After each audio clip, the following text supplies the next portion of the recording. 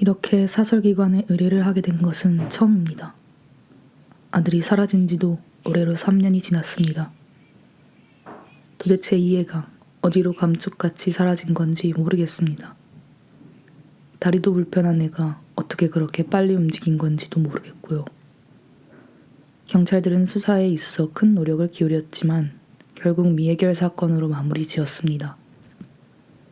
일이 일어난 것은 다음과 같습니다. 12월 말이었습니다. 간만에 가족들이 다 같이 만나 저녁 식사를 하게 되었습니다.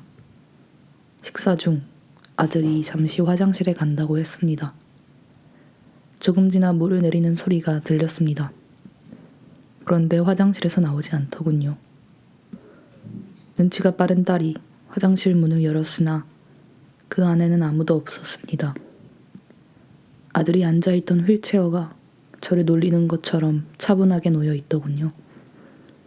화장실에는 사람이 드나들 만한 크기의 창문도 없었고 창문으로 나갔다 치더라도 우리가 있던 곳은 2층 높이였습니다. 아들이 살던 집에 가서 녀석이 썼던 메모들을 읽어보았지만 의아할 뿐이었습니다. 그를 보면서 느낀 점은 제가 아들을 전혀 모르고 있었다는 것입니다. 어렸을 때부터 아들은 가끔 전혀 모르는 사람처럼 변할 때가 있었는데 저는 그것이 그럴 수 있는 문제라고 여겼습니다. 생각을 짐작하기 힘든 어린 아이들의 행동이 종종 낯설게 느껴지는 일이 있지 않습니까? 하지만 글의 내용은 그런 일상에서 발견되는 낯설음과는 사뭇 달랐습니다. 제가 아는 바로는 아들은 사실과 논리를 중요하게 여깁니다. 하지만 글의 내용은 너무나도 감정적이고 주관적이며 과도한 상상력이 풍부한 이야기였습니다. 그래서 그것을 수사한 사람들은 그저 제 아들이 미쳤다고 말하는 것입니다. 하지만 어떻게 미친 사람이 흔적도 남기지 않고 증발이라도 하듯 사라질 수 있겠습니까? 주도 면밀하게 미치는 게 가능이라도 한 것인가요? 누군가는 조심스럽게 자살을 한 게 아니냐 물었습니다. 하지만 만약 그런 일이 일어났다면 녀석의 몸이라도 남아야 하는 것이 아니겠어요? 너무나도 괴롭습니다. 제 기억의 아들은 다리 외에는 큰 문제가 없는 녀석이었고 좋은 대학을 다니고 있기에 이대로 열심히 노력한다면 건강하게 살아갈 녀석이었습니다. 제 기억 속에 어린 아들이 낯설은 모습을 보여줄 때는 언제나 바다와 연관이 되어 있었던 것 같습니다. 아들은 어린 시절부터 바다를 무서워했습니다. 변기물이 흐르면 끝끝내는 바다로 이어진다는 것을 아십니까? 아들이 어디서 들은 것인지 자기 엄마에게 한 이야기였습니다. 그래서 아들은 변기에 앉는 것조차 꺼려했습니다. 아이가 바다에 대해 품은 공포는 이유를 알 수 없는 문제였습니다. 바다는 아이의 가장 큰 약점이었습니다. 평소엔 차분한 아이였지만 바다에 관련된 문제에 대해선 결코 그렇지 못했습니다. 아들은 바다를 우주와 비슷한 것으로 생각했습니다. 그런 두려움을 극복시키기 위해서 수영을 시켰습니다. 헤엄은 곧잘 했지만 수영장을 다녀온 날에는 늘 의기소침해 있어서 물어본 적이 있었습니다. 그러면 그 아이는 자신이 헤엄칠 때 뒤에서 상어와 같은 물고기가 쫓아오는 것 같기 때문이라고 말했습니다. 저는 유약한 그 녀석이 늘 안쓰러웠습니다. 갑작스레 사라져 지금까지도 아무 소식이 없는 아들이 원망스럽습니다. 아들이 그 당시 썼던 노트들을 첨부합니다. 도와주세요. 이것이 기이하고 이상한 일이라는 것을 알고 있지만 저는 아직 대학생밖에 되지 않은 녀석을 포기할 수 없습니다.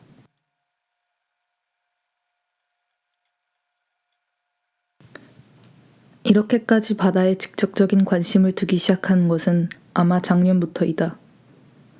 나는 갑작스럽게 걷지 못하게 되었다.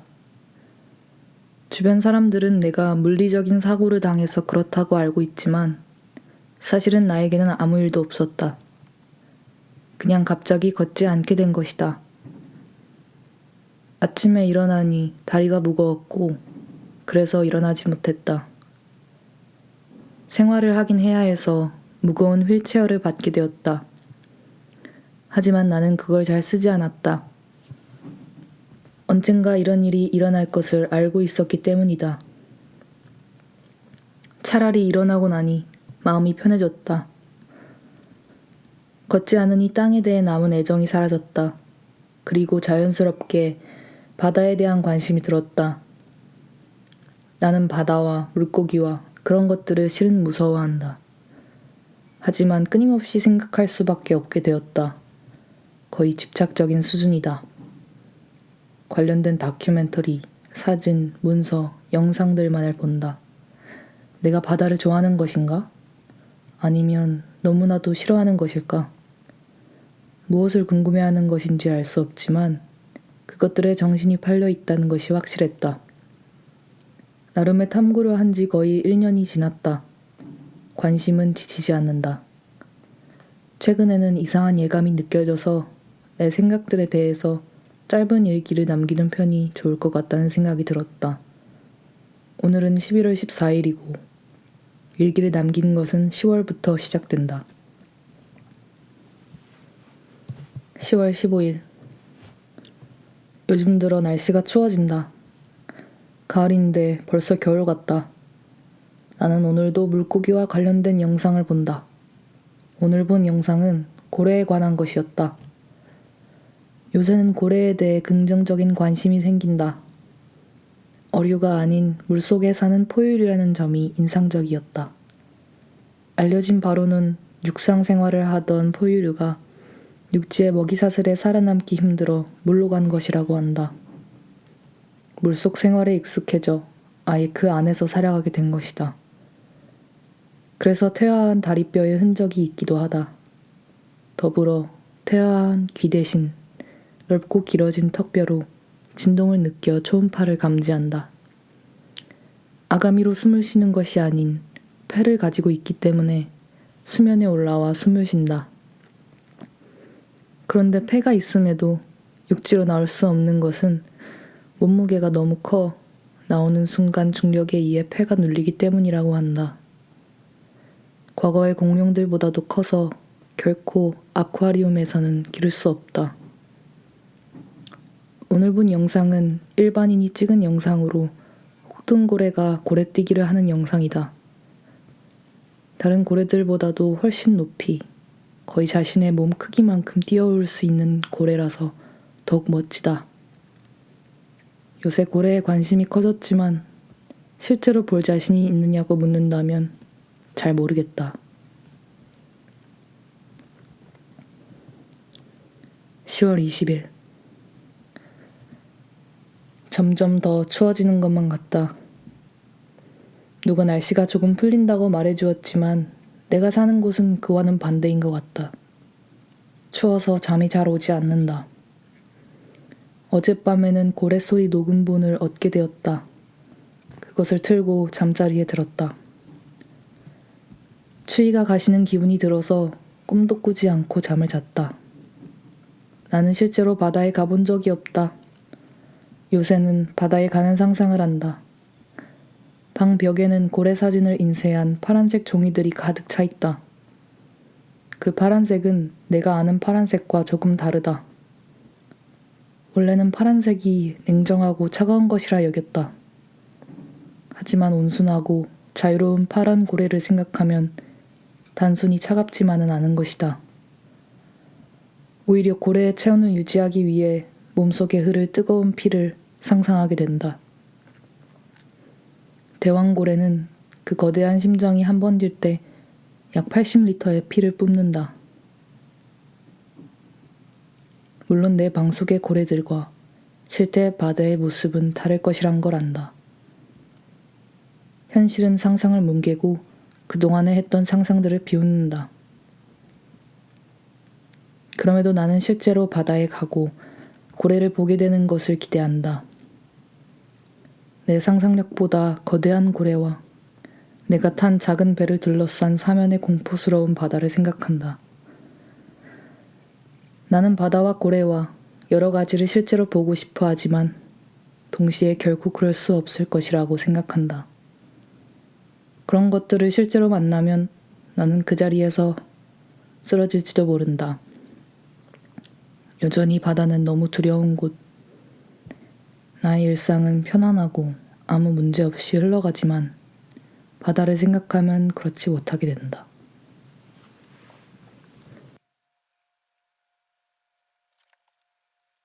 11월 5일. 여자친구는 나에게 질린 듯하다. 매일 만나서 하는 이야기가 물고기에 관한 이야기이니 어쩔 수 없다고 느낀다. 내 눈에 초점이 없다며 화를 냈다. 사실은 그런 것이 아니었다. 그 아이의 목소리가 갈수록 너무 작아져서 잘 들리지 않게 되었다. 그래서 무슨 말을 하는지 이야기를 포기하기로 했다. 나는 집으로 돌아와 오래간만에 욕조에 물을 받고 들어갔다.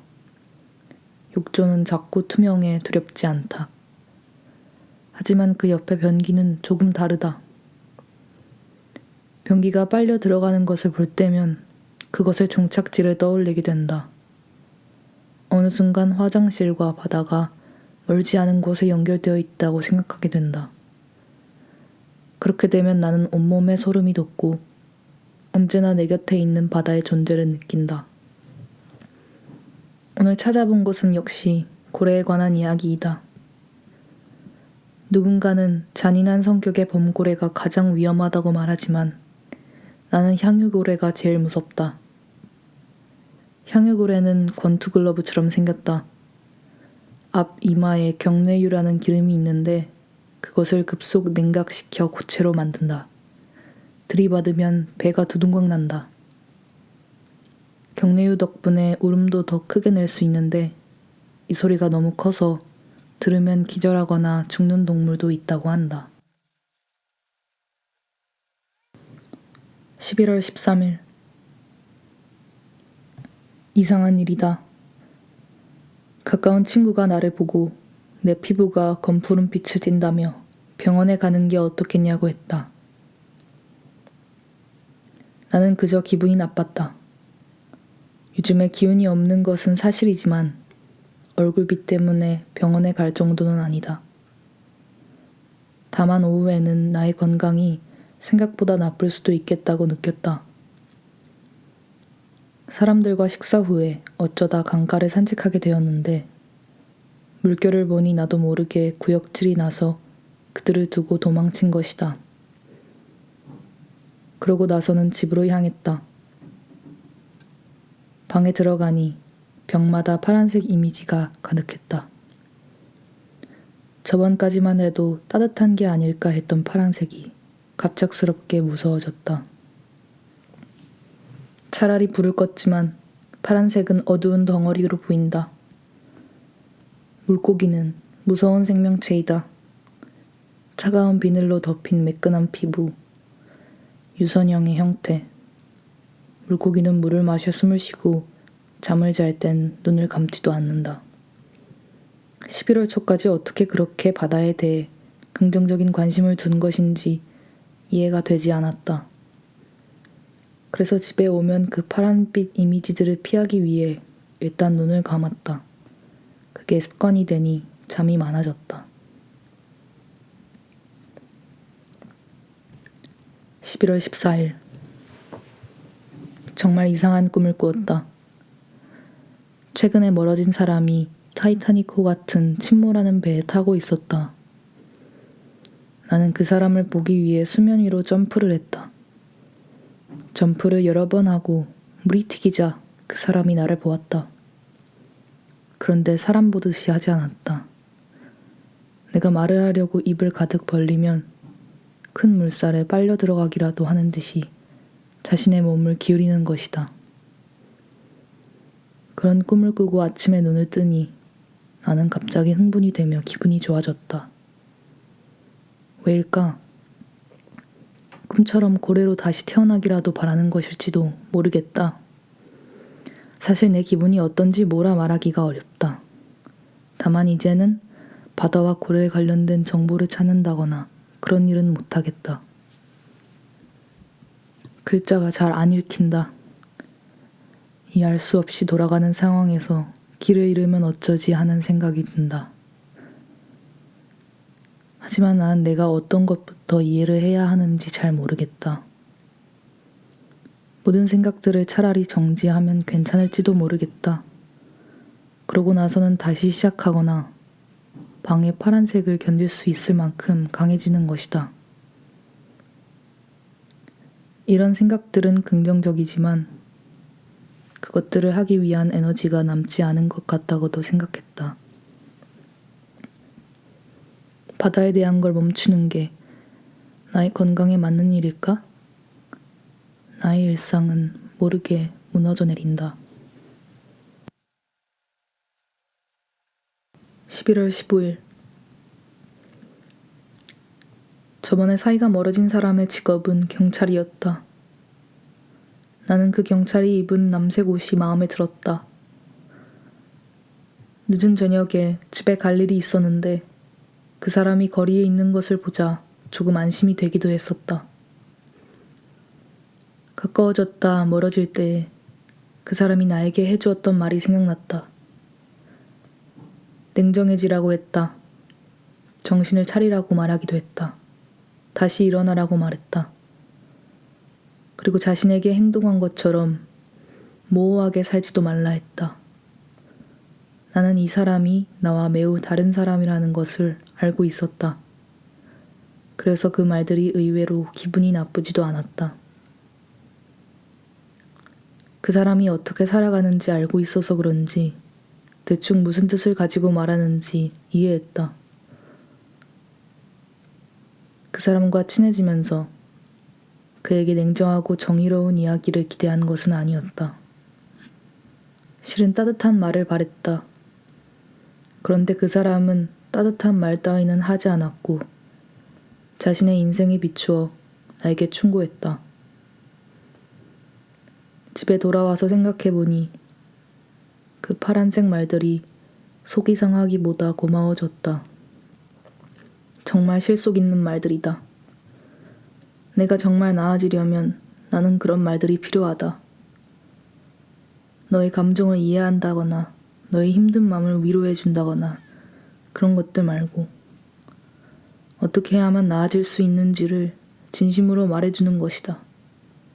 그리고 그런 것들은 실제로 하면 문제가 조금 나아질 수도 있다. 위로 같은 것은 사실 크게 쓸모가 없다. 감정이 조금 옅어져서 앞으로 무언가를 해낼 수 있는 힘을 얻을지도 모르지만 나는 사실 위로를 받으면 한없이 약해지는 편이다. 기대하게 되고 의지하게 된다. 차라리 정말 따뜻한 말들은 냉정한 파란색 말들이다. 무엇이 부족한지 말해주는 것이다. 눅눅해진 감정들을 조금이라도 정리하게끔 만드는 것이다. 물고기들은 여전히 무섭지만 비슷한 생각을 떠올리게 만든다. 바다 역시 좀 그런 면이 있다. 자연은 냉정하다. 걔네들이 살아가는 환경이 그렇다. 11월 22일. 이번 주는 아무 생각 없이 보냈다. 나름대로 이유가 있었다. 먼저 나는 흰 눈을 생각했다. 영화 속의 마지막 장면이었다. 눈부라치는 밤에 밖을 나선 사람에 관한 이야기이다. 이 사람은 결국 따뜻한 건물을 찾지 못해 트럭 속에서 얼어 죽었다. 다음날 아침에는 트럭 위로 흰 눈이 소복하게 쌓여 있었다. 그 마지막 장면은 춥다고 여겨지지 않았다. 그냥 쌓인 눈이 주는 위로가 느껴졌다는 것이다. 심해에도 눈이 내린다. 마린 스노우라는 것이다. 햇빛이 잘 드는 바다 표층에서는 식물 플랑크톤이 육지 식물처럼 광합성을 한다. 그것을 동물 플랑크톤이 먹고 물고기가 이어 그것을 먹는다. 하지만 심해에서는 햇빛이 도달하지 않는다. 그래서 심해 바닥의 동물들은 표층에 죽어 가라앉는 사체들을 먹고 산다. 표해수층에 사는 생물들이 죽거나 그 배설물들이 생기면 작은 조각이 된다. 조각들은 눈처럼 엉겨붙어 심해에 내린다.